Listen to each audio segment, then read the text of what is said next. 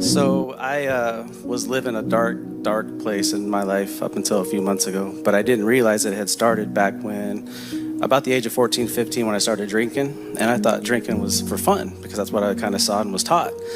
But then growing up and coming into my own business and dealing with the anxieties, the depressions, the anger issues, and all the problems that come with it in relationships, that place got darker. And it got darker because of the drinking and stuff, because I was trying to numb my mind.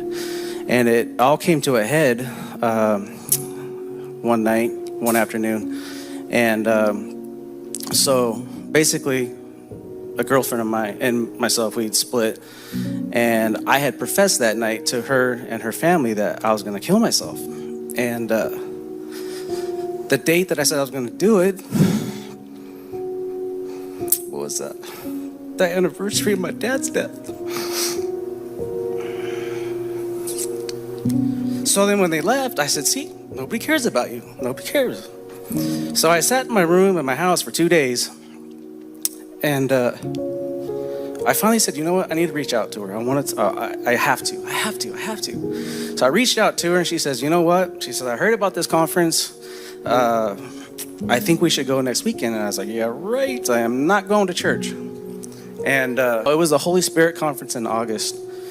And I for an hour, I said, no, you're crazy. I'm not doing it. You know me. You knew better. And so we get off the phone and I'm sitting there. I don't know what it was. Just something came over me and said, what can it hurt? Why not try it? What if it helps?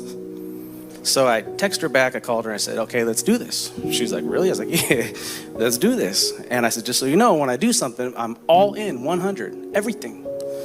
So we go to this church at this conference, and I'm completely like, I don't know when to stand, sit. I don't know what to do. I'm just like, okay.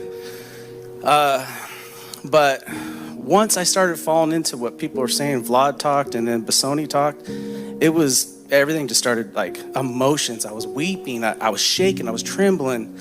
I didn't know what was going on, but I was looking at everybody else and I felt like I was the only one feeling this way, but I felt like I just had this waterfall coming through me. And so they did this altar call. We all went up and I thought I was just following the crowd to follow the crowd.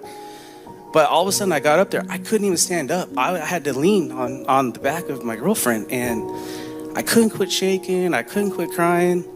I still hadn't really known what happened, but I knew I felt the Spirit. My whole body was just, I had goosebumps and it wouldn't go away. Well, for about 2 days, I couldn't even speak. I didn't speak. I didn't really say anything. I had no emotion. I was quiet. And I went to work on a Monday and I started thinking about my experience and I started thinking about what I was hearing from church and what I was reading because I was like, I need more. I gotta have more. I need to hear this. I need to know why. And so I started having these revelations. Well, I didn't know anything about like generational curses and all this stuff that led up to the problems that I had that were the anxiety, the depression, and then the suicide thoughts. And they were deep suicide thoughts. So it just touched me. And I had tried another church and they didn't put me in a headlock like Vlad does. I'm the type of guy, I need to be put in a headlock and keep me steered straight. And so that's what saved my life. And then ever since then, it's only been a few months. Every time I have a question like why, why does this happen and stuff, all I do is read. I read the Bible. Answers come to me. And that's an unreal feeling that I never thought. If I would have known I could have felt this way 4 months ago, let alone 10 years ago, I would have done it. No, I don't experience any of that. The thoughts aren't in my mind. So I use this word liberated. I love this word liberated because I didn't know anything about chains and being broken and, getting rid of all that weight. At that conference, the very next day, even though I wasn't talking to anybody, I didn't know what was going on. I was like floating. I had no worries. All of a sudden, everything was just okay. It was okay. I use this whole experience now. Like every morning I pray to God. I'm just like, you got to find it in your heart and in your mind. You have to open up your mind and your heart because you got to want it. If you don't want it, you end up lukewarm and you can't be here half the time in here, the other time asking for forgiveness. Yes. You have to be all in. And once you're all in and Yes. you reap those benefits and you feel it inside and you see it, you won't question it.